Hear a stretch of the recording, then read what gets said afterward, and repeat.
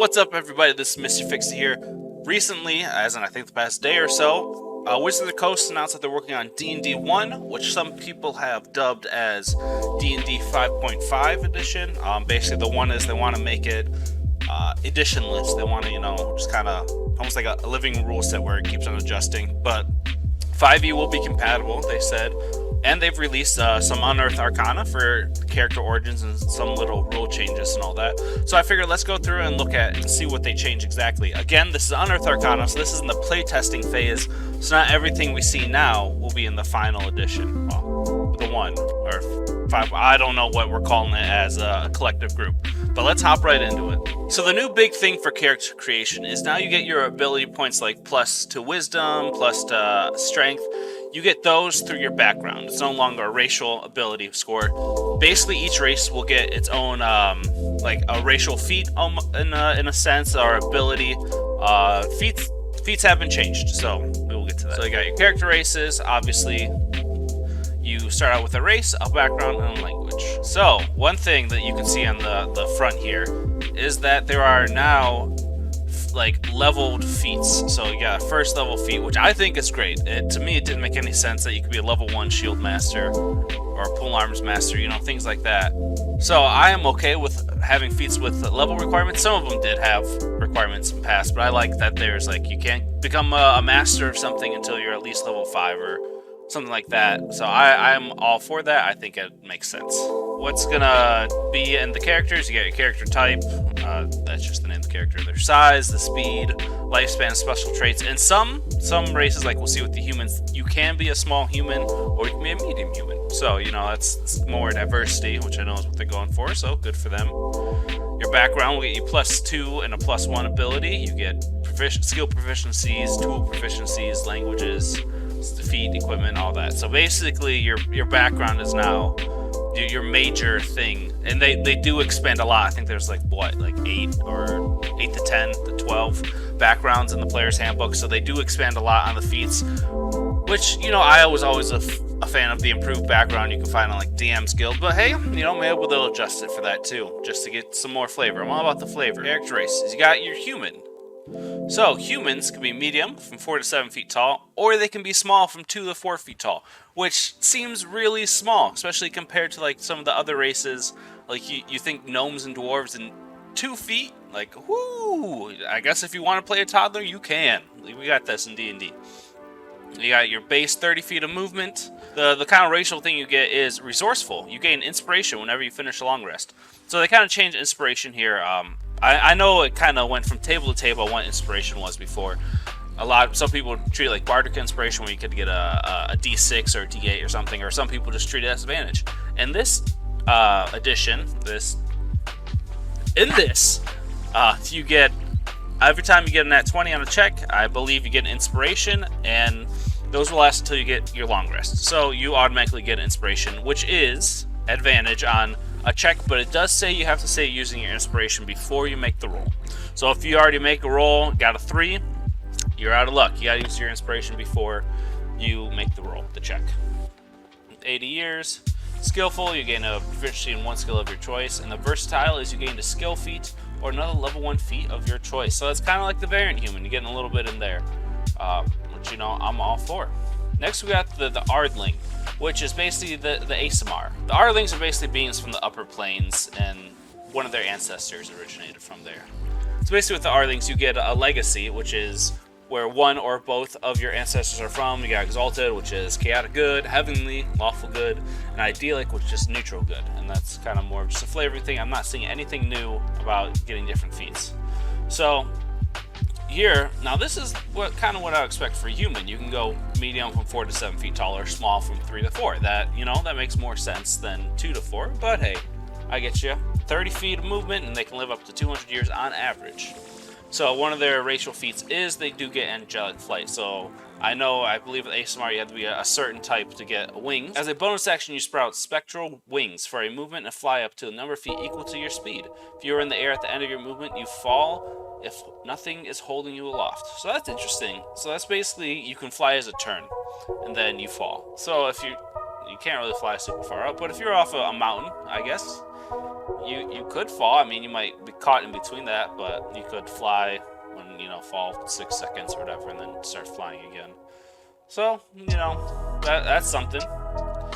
Oh, you can use this bonus action a number of times equal to your proficiency bonus. Okay, so that does put a limit on it, so you can't just jump off the mountain. So it looks like, okay, so your legacies do get you something. They get you different spells here, and they're kind of a flavor of what, like, your, almost like a spirit animal, it looks like. And you have resistance to radiant, and you have resistance to radiant damage. That is very nice. Next, we got the Dragonborn, 5 to 7 feet tall, only can be a medium. They live to about 80 years and 30 feet. Obviously, they still have their breath weapon, which I've heard somewhere that breath weapons have been kind of nerfed. So let's see. As an action, you can exhale destructive energy in a 15-foot cone. Each creature in the area must make a Dex saving throw against your DC equal to 8 plus your Constitution modifier, plus your proficiency bonus. On a failed, a creature takes 1d10 plus your character level in damage of the type determined by your Draconic Ancestry trait. Takes half on a save. You can use the breath weapon number of times equal to your proficiency bonus and regain all expended uses when you finish a long rest. I've only played a Dragonborn once, and it was very early on in my D&D career, so I don't know if that's really nerfed too bad. They get dark vision, the Draconic language, so you just know Draconic. Like I said, you get the resistance. Dwarfs are 4 to 5 feet tall. They're 30 feet of movement and live up to approximately 350 years. Dark vision. They have Dwarven Resilience, which you have resistance on poison damage. You have advantage on saving throws you make to avoid or end poison condition. So I do believe, if not both subclasses or subraces of the dwarves had that before, so that's something new. Dwarven Toughness, your hit point maximum increases by 1, and it increases by 1 again whenever you get in level. So so if you have a negative con modifier, you want to be a dwarf because you get automatically 1. So, you know, that's the way to do it. Forge wise, your divine creator gave you an uncanny affinity. Forge-wise, your divine creator gave you an uncanny affinity for working with stone or metal. You gain tool proficiency with 2 of the following options. Oh, wow, look at that. Now here's something that's interesting that I've seen that's completely new. Stone cunning. As a bonus action, you gain tremor sense with a range of 60 feet for 10 minutes. So that's gonna be very nice for dwarves. And man, a lot of people are gonna have to look up how to use tremor sense. With the elves, it looks like you also have the lineage again. You have your classic drow, high elf, and wood elf. 5 to 6 feet tall, 30 feet of movement, and they live about 750 years. So you have dark vision, which you know. I think everyone but the human and the new ASMR Aldrian, I don't know. They don't have dark vision, so it looks like we're going to have a lot of dark vision again. So you get different spells depending on... Ooh, Misty Step is a high elf. That is, I am all for that. You know, Dancing Lights. So Drow, you get Dancing Lights as a cantrip. You get the Fairy Fire, or Free Fire. I'm pronouncing it terribly. And Darkness. High elf, you get Precipitation cantrip. Whenever you finish long rest, you can replace that cantrip with a different cantrip from the arcane spell list. So why not just, you can switch it with the arcane cantrip whenever you want. This seems kind of, after long rest, it seems kind of redundant to say, here, you get this, but you can switch it out for anything on this list. Whatever. You get Detect Magic at 3rd level, Misty Step at 5th level. Wood Elf, your speed is increased to 35, and you inherently know Druidcraft, so I'm for it. You get Long Strider at 3rd level, and Pass Without Trace at 5th level. I think these are just descriptions. Yeah. Next up is the Gnomes, from 3 to 4 feet tall at 30 feet, living for 425 years on average. And yet again, in case you couldn't guess, they get Dark Vision and a Gnomish Cunning, which you have advantage on Intelligence, Wisdom, and Charisma saving throws. Woo, baby! That's nice. Gnomish lineage, you are part of it. Okay, so you get the Forest Gnomes and Rock Gnomes, these different ones, and there's a lot there. Forest Gnomes, you get the Minor Illusion cantrip. You can cast Speak with Animals with this trait. You can cast it with the trait a number of times equal to your proficiency bonus, and you regain all expended uses when you finish long rest. You can also use any spell slots you have to cast a spell. As a rock gnome, you know mending and precipitation. Okay, and then we got a big old chunk, so strap in your seatbelts, let's get into this. In addition, you can spend 10 minutes casting precipitation to create a tiny clockwork device of AC 5 and 1 HP, such as a toy, a fire starter, or a music box.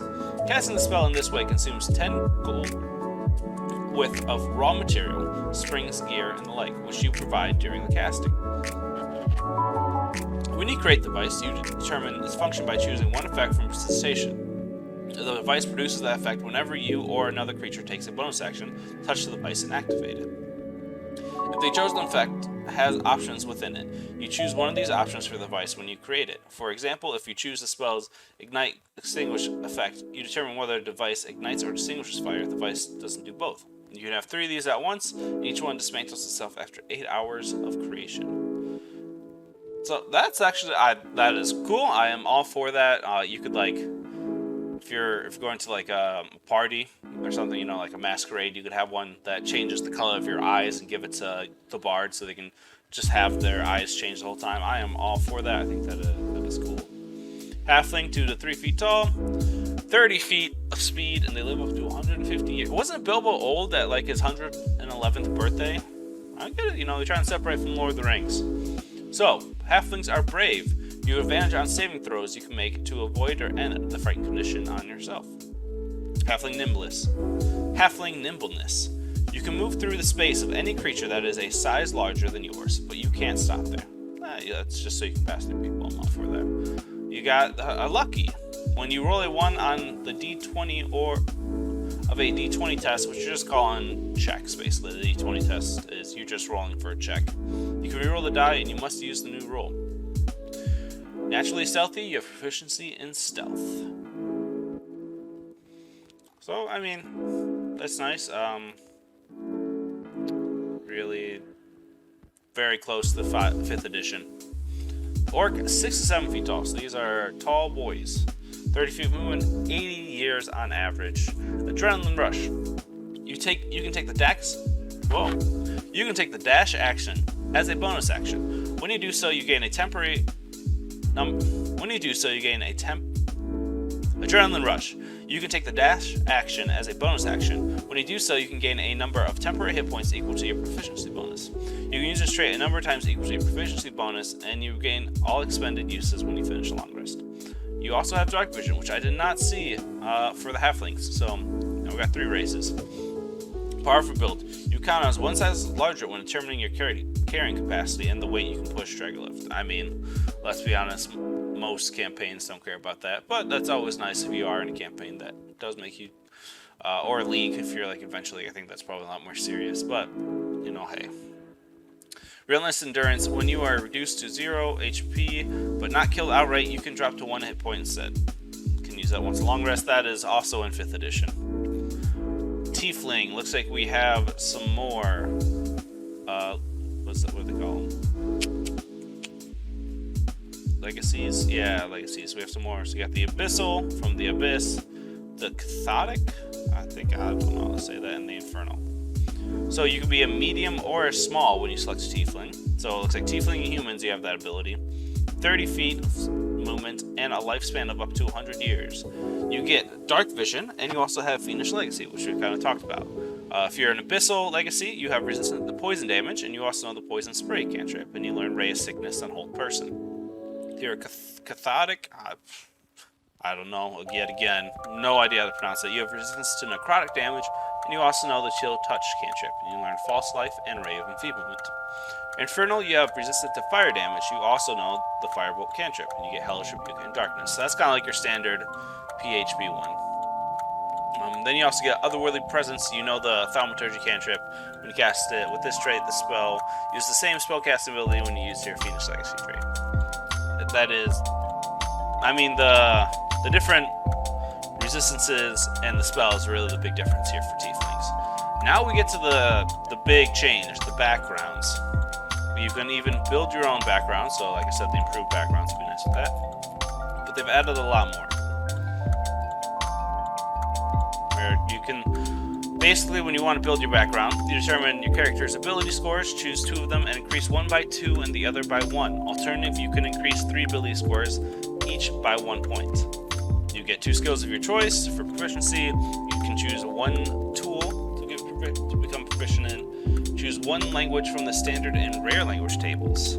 That's nice. Your character knows it. You get 1 first level feat, and your character gains 50 gold to spend on starting equipment. So okay, so it sounds like you're getting gold to spend on starting equipment instead of getting kits, because everyone would take the same kit for the most part. So here's just some of the backgrounds they have. They have acolyte, artisan, charlatan, cultist, criminal, entertainer, farmer, guard, gladiator, guide, hermit, noble, laborer, pilgrim, sage, sailor, urchin, and soldier. So yeah, I mean, some of them, you know, like guard and soldier, it's probably minute differences. So let's see, soldier you get +2 in strength, +1 in con. What did you get as a guard? Let's see if I can. +2 in strength, +1 in wisdom. So there's some variance. I'm sure they have enough that they basically flavored it so there's a +2 to 1 plus. That every combination is accounted for, is what I'm trying to say. So yeah. So let's see. What would be let's say you want to be a guard. So you start with, like I said, +2 strength, +1 wisdom. You gain athletics and perception. You get to learn 1 game to be proficient in. You learn dwarvish right off the bat, and you get the alert feat. That's nice. Gladiator gets savage attacker. Guide gets primal magic initiate. That's tempting. Pilgrim gets the healer feat, you know. So yeah, you can go through these at your own. You can go through these at your own leisure. They have a little bit more languages. No, that looks about the same as what we have in the PHP. So, parts of feats. Each feat has a level. To take a feat, your level must equal or exceed the feat's level. And there's prerequisites. If a feat is repeatable, you can take it more than once. If it isn't repeatable, you can take the feat only once. So it says right there, is it repeatable? That's nice. So I guess you could stack if you wanted to. So the alert, which you can start with, is you get a roll. When you roll initiative, you can add your proficiency bonus to the roll. And then you can also swap before. You can swap your initiative with the initiative of 1 willing ally in the same combat. You can make this swap if you cannot make the swap if you or the ally isn't incapacitated. Then crafter, you get a bonus to the tool proficiencies. You get a 20% discount on things, so even more math for people that don't like math. And you can craft things faster, 20% faster. Healer looks nice. It actually, you know, might give some use to the healing kit that most tables don't use. If you have a healer's kit, you can expend 1 use of it and tend to a creature within 5 feet of you as an action. That creature can expend 1 of its hit dice, and you then roll that die. Okay, so they can use a hit dice, but you roll it. So say they have a D8, you'd be the roll in the D8, not them. That creature gains a number of hit points equal to the roll plus the healer's proficiency bonus. Then also you get healing rerolls whenever you roll a die to determine the number of hit points you restore with a spell or with the Feats battle medic. You can roll a die if it rolls on a 1, but you must use a new roll. That is nice. Lucky, you get luck points, you know, kind of like before, to get advantage. Immediately after you roll a d20 for a check, you can spend 1 luck point to give yourself advantage on the roll. So basically you can go for a legendary nat 20. That doesn't make as much sense to me.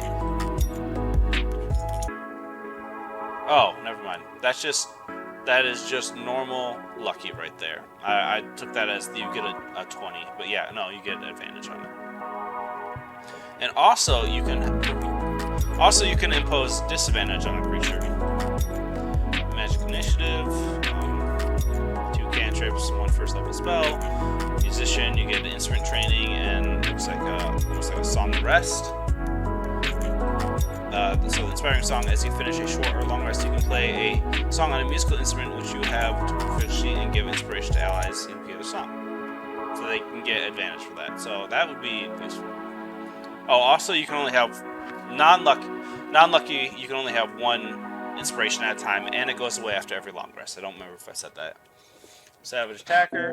When you take the action, attack, and hit a target with the weapon, as part of the action, you can roll the weapon's damage dice twice and use either roll against the target. So it's kind of like Great Weapons Master. Kind of, not really. Skilled, you're going to get more skill proficiencies. Tavern Brawler, enhance unarmed strike, so that's good if you're, not a dwarf, or not a monk. Damage rerolls, so that's another for rolls on one, you can reroll. Shove. When you hit a creature with an unarmed strike as part of the attack action on your turn, you can deal damage to the target and also push it 5 feet away. You can only do that once per turn. And you can use furniture as a weapon. You can wield furniture as a weapon using the rules of the Great Club for small or medium furniture and the rules of a club for tiny furniture. So, you pick up a mug of ale, counts as a club. That's nice. And then here is the rules of the rules of testing. For the most part, a lot of things the same. The biggest thing for this, when I've played D&D, a lot of it has been you roll that one that's automatic fail, you roll that 20 that's automatic succeed. Whether your proficiency bonuses and all that add up to whatever you're trying to meet. And I know that wasn't technically the rules, but that was a very popular homebrew, and they have finally put that into the rules. That if you roll that one, you fail. If you roll that 20, you succeed. Now here's probably the biggest thing is critical hits. Critical hits now only apply to weapon and unarmed strikes. If a player character rolls a 20 for an attack roll with a weapon or unarmed strike, the attack is also a critical hit, which means it deals extra damage to the target. You roll the damage dice of the weapon or the unarmed strike a second time and add the second roll as extra damage to the target. So, smites, no longer double. Sneak attacks, no longer double. Spells, no longer double. I guess this gives a little bit more viability, especially at later levels, to the weaker classes, which are melee classes or non-caster classes. But where's the fun in that? When especially as a paladin, you roll a nat 20 and you're like, okay, I'm gonna smite the mess out of this person, and then you just get the roll out. It feels good. Roll another D8 or D10, not as fun. So I would probably keep, if I was running these rules, keep the critical hits the way 5e has them. But hey, it's all about homebrewing. You find the rules you like, chop out the rules you don't. As long as there's consistency and your players know them, I don't think it really matters. Okay, so here's the inspiration. When you gain inspiration, you can spend it to give yourself advantage on a d20 test. You must decide to do so before you roll in the dice. That's what I said. You can't roll after you know you rolled bad. You can't use it after you know you rolled bad. Gaining inspiration. The main way a character gains inspiration is by rolling a 20 from a d20, from a check. The DM can also award inspiration for a character who's done something that is particularly heroic or amusing. So it's kind of like regular DM inspiration. You can only have one at a time, and you lose them at a long rest. And it kind of goes back to describe some of the conditions. Tremor sense, for people that don't know. A creature with tremor sense can pinpoint the location of a creature and moving object within a specific range, provided that the creature with tremor sense and anything it's detecting are both in contact with the same surface, such as a ground, a wall, or a ceiling, or the same liquid. Tremor sense can't detect creatures or objects in the air. Tremor sense doesn't count as a form of sight. So I picture this as kind of think Toph in Avatar, where she can sense where they're moving. That is tremor sense from how I think of it in my head. Unarmed strike, yeah. And then they don't give us any of these spells. So that is, for the most part, the new character additions we have to D&D 5.5 edition, 5.5e. D&D 1, I don't know. I see oozes on there, so creature type. So yeah, tell me what you think. Do you like it? Are you excited for another edition? I know a lot of people, including myself, 5th edition was their first edition. So, are you gonna use it? Are you gonna wait to see what the final rules are? Are you gonna start implementing these now so you can kind of get ahead of the curve? Or do you just absolutely hate it? Let me know in the comments. I love reading them, and I try to respond to all of them. If they're, somewhat intelligent. If it's a bot, no, I'm not gonna respond to it. But anyways, I hope you guys have a great day, and thank you all for watching. Peace out.